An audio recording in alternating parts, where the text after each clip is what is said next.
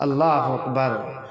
شام کو پتہ لگتی ہے حضرت حضور کی پھوپھی کو، انہوں نے کہا کہ محمد دنیا میں تشریف لے آئے۔ چاروں طرف گونج اٹھنے لگی، جو بکریاں کی تھنیں سوکھ گئی تھی، جو پیڑ پھل دینا چھوڑ دیا تھا، پہاڑوں میں آگ ابل رہا تھا، خدا کی قسم وہ پہاڑ ہرا بھرا ہو گیا۔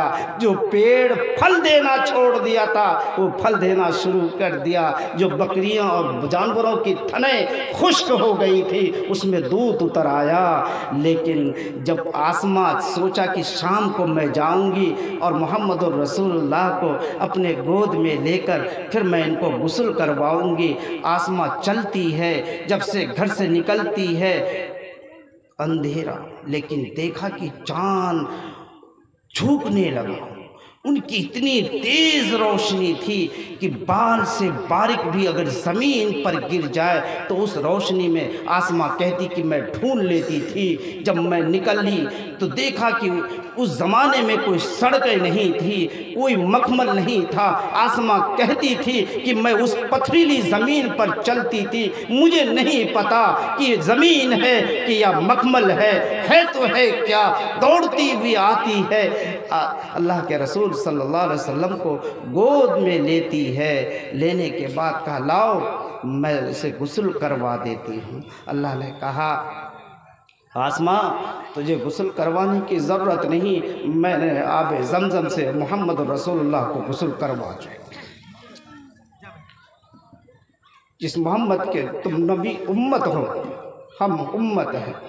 آج دنیا میں مسلمان چاروں طرف پٹ رہا ہے۔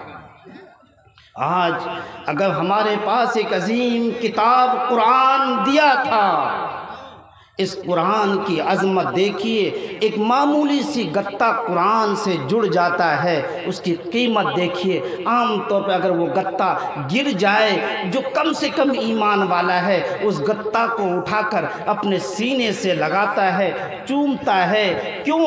گتے کی قیمت نہیں ہے، بلکہ وہ گتہ قرآن سے ٹچ ہو کر اپنا کچھ وقت گزارا تو اس کی قیمت بڑھ گئی۔ اے مسلمانوں، تمہیں قرآن دیا تھا، تم قرآن کو پوچھ کر اپنی زندگی کو گزارتے، لیکن مسلمانوں نے اپنے مستقبل کے لیے قرآن سے نہیں پوچھا، اپنے قرآن سے اپنے اولاد کے بارے نہیں پوچھا، قرآن سے اپنی زندگی گزارنے کے لیے نہیں پوچھا، اور یہ قرآن سے کبھی نہیں پوچھا میں تجارت کیسے کروں، کاروبار کیسے کروں، اپنے بزنس کیسے چلاؤں، گھر کو اور اپنے آنے والے نسل کو میں کیسے بچاؤں۔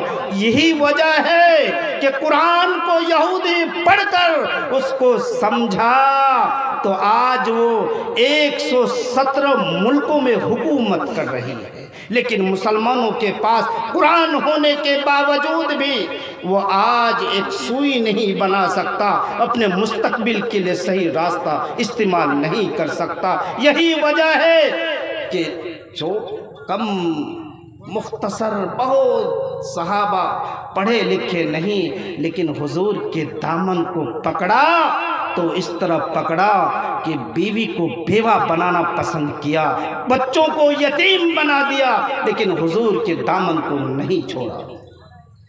حضرت ابو فقیہ رضی اللہ تعالیٰ عنہ یہ غریب ہے، صحابہ دوسرے کی ہاں نوکری کر رہے ہیں، لیکن حضور کے دامن کو پکڑا تو ادھر ایک کافر کے یہاں کھانا بھی کھا رہا ہے، نوکری بھی کر رہا ہے، سارا کام کر رہا ہے، لیکن وہ محمد رسول اللہ کا کلمہ پڑھتا تھا۔ انہیں برداشت نہیں ہوا، ابو فقیہ کو مارا کہ تم میرے ہاں کھانا کھاتے ہو، میری روٹی توڑتے ہو، میرے ہاں کپڑا پہنتے ہو، میں تمہیں پگاڑ دیتا ہوں، تم محمد کا نام لیتے ہو، کیوں لیتے ہو؟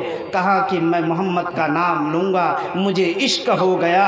اے نوجوانوں، تمہیں اگر کسی لڑکیوں سے عشق ہو گئی ہے، تمہیں پتہ ہے کہ قیمت کیا ہے۔ لڑکی کہتی ہے تم کل 12 بجے وہاں آنا، لڑکا 6 بجے صبح سے انتظار کرتا ہے، لڑکیاں اپنی کام نمٹا کر 12 بجے پہنچتی ہے، پھر دیوانہ مستانہ نہ جانے کیا کیا اپنے راستہ کو اختیار کرتا ہے۔ اے نوجوانوں، میں تمہیں جگانے کے لیے آیا ہوں، اگر تم آج نہیں اٹھے تو یاد رکھو تمہارے قبر کھودنے والا بھی کوئی نہیں ملے گا۔ تم اپنی زندگی کو گزارو گے تو قرآن کو پکڑنا ہوگا، حضور کے دامن کو پکڑنا ہوگا۔ کس طرح پکڑے؟ صحابہ کم ہے پھر بھی جنگ جیت جاتے تھے، کیوں؟ ان کو یقین تھا کہ حضور کی دامن کو پکڑا ہے تو ہمیں کامیابی ملے گی۔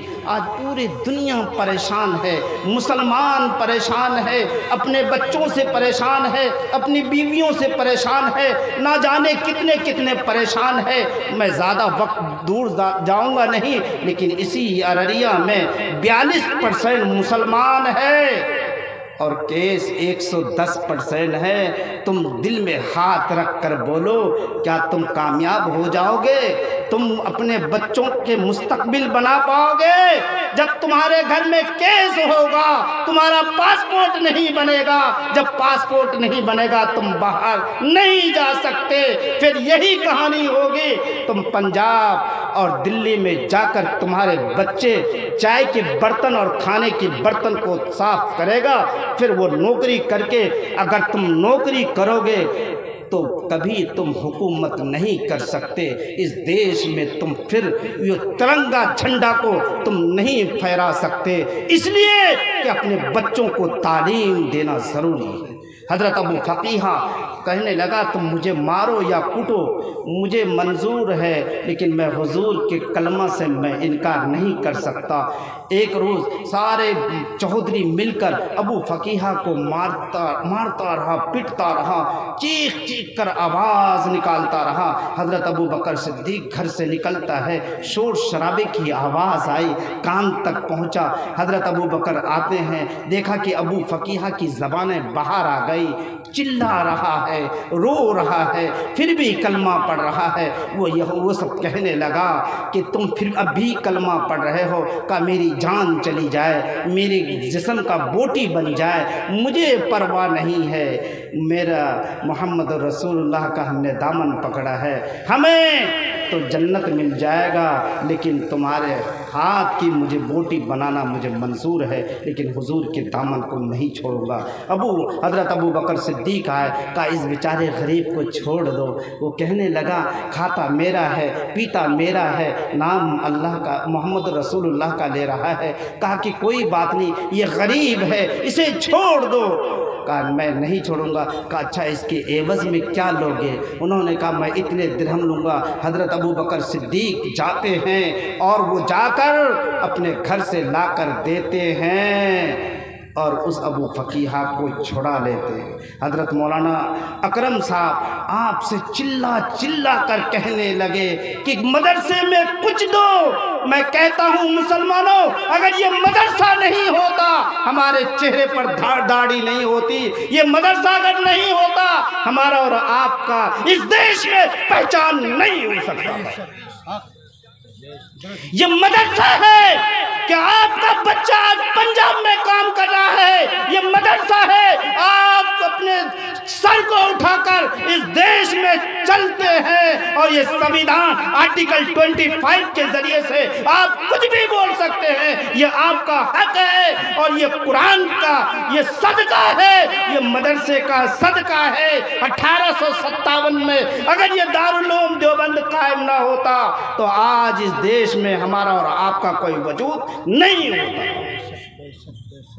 آج مدرسے کے لیے آپ سے دامن اٹھا کر بھیک مانگ رہے ہیں، لیکن نہیں، اگر یہ نوجوانوں سے میں کہنا چاہتا ہوں، ابھی کوئی مشاعرہ، کوئی شاعرہ عورت آ جائے اور شعر شاعری کرنے لگے، چاہے کسی کو سمجھ میں آئے یا نہ آئے، واہ واہ واہ واہ واہ واہ واہ واہ کر کے لاکھوں روپے لٹا دیتے ہیں شاعرہ کے پیچھے۔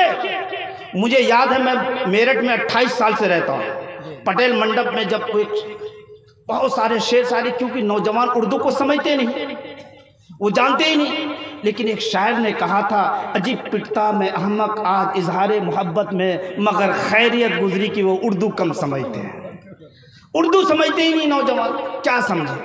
جب وہ سناٹا ہو گیا، ایک شاعرہ اٹھی اور بڑے جوش کے ساتھ وہ کہنے لگی، میں لیٹی تھی وہ میرے اوپر لیٹا تھا۔ اور سارے نوجوان اچھل پڑے، میں لیٹی تھی وہ میرے اوپر لیٹا تھا، میں جس سے پیار کرتی تھی وہ میرا بیٹا تھا۔ یہ سارا معاملہ چوپٹ ہے۔ لیکن نوجوانوں، تم سے علماء ہاتھ بھیک مانگ رہا ہے، دامن پھیلا کر بھیک مانگ رہا ہے۔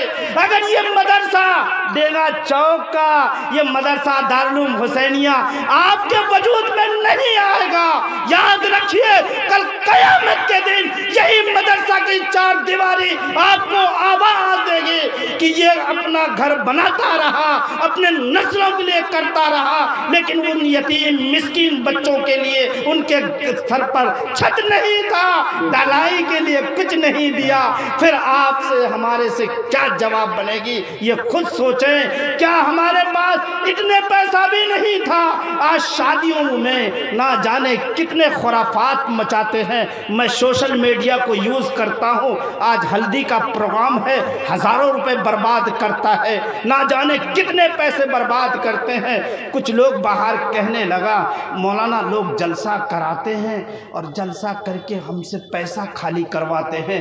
یاد رکھو، اگر یہ جلسہ میں آج آپ سے 500 روپے نہیں لیا تو کل ہو سکتا ہے کہ 5000 روپے آپ کو ڈاکٹر کو دینا ہوتا، نہ جانے آپ پولیس والے کو دیتے، نہ جانے کس مصروف میں آپ کے پیسے خرچ ہوتا۔ لیکن یہ علماء ہے جو امام غزالی رحمت اللہ علیہ دامن پھیلا کر مسجد کے گیٹ پر بھیک مانگ رہے تھے، کہا کہ جو بھی آج میرے دامن میں 1 روپے جو بھی ڈال دے گا اللہ ان کی مغفرت کر دے گا۔ سب نے 1 روپے ڈالا۔ بادشاہ نے سوچا کہ امام غزالی کو آج بہت ضرورت ہے، اس لیے یہ بھیک مانگ رہے ہیں۔ بادشاہ اپنے وزیروں کو 1 ٹوکری نوٹ ان کے حوالے کر دیا، کچھ پیسے ان کے ہدیہ کے طور پر دیا۔ جب حضرت کے پاس لے کر پہنچا، حضرت صاحب کشف تھے، ان کو سمجھ میں آ گئی۔ یہ بادشاہ سوچنے لگا کہ امام غزالی کو ضرورت پڑ گئی، اس لیے ہمیں بھیک مانگ رہا ہے۔ وزیر جب لے کر آیا، امام غزالی رحمت اللہ علیہ اپنے لب بھر کر 1 لب پیسہ جو ہدیہ دیا تھا اس کو قبول کر لیا، باقی ٹوکری میں ٹھوکر مار کر کہہ دیا کہ جا بادشاہ کے سر پر پٹک دینا۔ یہ سوچا کہ امام غزالی بھیک مانگ رہا ہے، اللہ نے مجھ سے کہا تھا رات میں تہجد کی نماز میں مجھ سے اللہ نے کہا امام غزالی جا مسجد کے گیٹ پر اپنے دامن کو پھیلا دینا، جو بھی پیسہ دے گا میں ان کی مغفرت کر دوں گا۔ آج مولانا اکرم صاحب جب سے چلا کر آپ سے بھیک مانگ رہا تھا۔ اے نوجوانوں، تم 40,000 کی موبائل چلا سکتے ہو، کیا یہ مسجد کی چھت، مدرسے کی چھت نہیں ڈال سکتے؟ اس کے لیے کٹا سیمنٹ کا پیسہ نہیں ہو سکتا۔ اگر تم موبائل کے اگر صدقہ بھی نکالو تو ہر مہینے اگر 40,000 کے حساب سے کم 200 روپے مہینہ تو نکلنا چاہیے تھا، نہیں نکالتے۔ جب نہیں نکالتے ہو موبائل چوری ہو جاتی، پھر پٹتے ہو اپنے سر کو دیوار سے۔ آج آپ کے لیے اس یتیم بچوں کے لیے پیسہ مانگتا ہے، یہ علماء اگر نہ ہو کیوں؟ اسی انگریز کو فتویٰ دیا تھا کہ انگریز کے فوج میں مسلمان کو نوکری لینا جائز نہیں ہے، لیکن وہ شیخ الہند کو بلایا اور کہا آپ نے یہ فتویٰ دیا؟ کہا میں نے فتویٰ دیا۔ کہا کہ آپ کو موت کی سزا آپ کو ستاتی نہیں، ڈر نہیں لگتا؟ انہوں نے کہا ڈرنے کی کیا بات ہے، میں اپنے ساتھ کفن لایا ہوں۔ لہرایا جج کے سامنے، کہا میں کفن لایا ہوں، اس لیے لایا ہوں میں مر بھی جاؤں گا تو تمہارے جیسے حرام پیسے کا کفن میں نہیں پہن سکتا، اس لیے میں اپنے ساتھ کفن لایا ہوں۔ یہ علماء ہے جو آپ کے جنازہ پڑھانے کے لیے उलमा तैयार है।